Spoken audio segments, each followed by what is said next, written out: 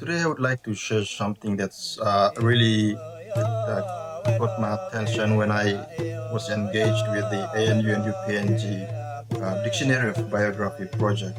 And the Dictionary of Biography project was basically documenting the lives of Papua New Guineans, mostly the prominent Papua New Guineans post-independence who have contributed to nation building. And one of the significant of that project was looking at our stories being captured through the biography of these prominent Papua New Guineans individuals.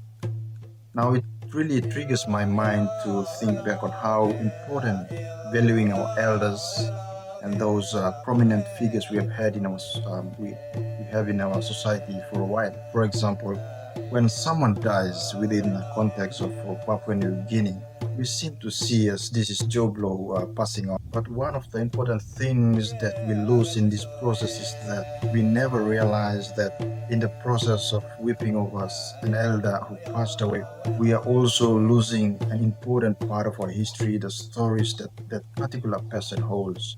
And that is because of the fact that most of our history are oral history. They're being passed from generations to generations.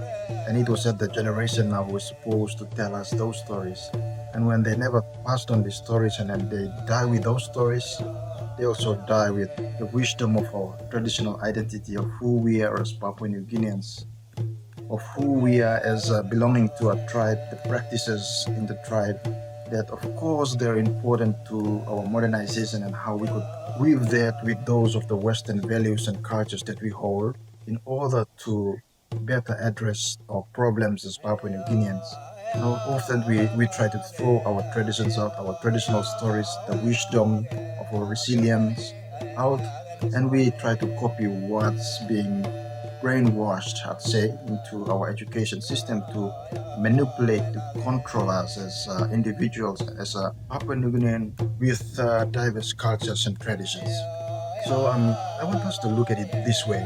For every elder in our community, a prominent figure that passed on, that going into the grave with our rich history that hasn't been documented.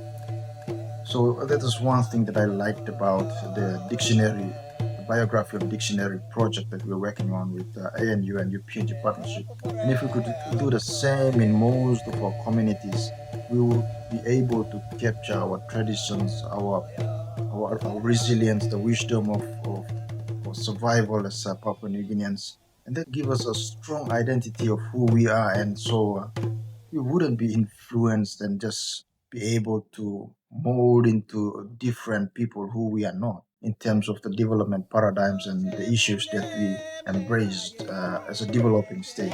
So today I would just like to share this. When a person dies, an elderly in your community or in the society, we have to ask ourselves, how much have we gotten from that person? Was he able to tell us our story? Are we able to document his life story that captures our history, our identity? And if the answer is a resounding no, it is a very concerning thing for us. At 50 years and going beyond, we might not be a nation of diverse cultures and traditions. We might be a nation of borrowed cultures and traditions. So are we Papua New Guineans?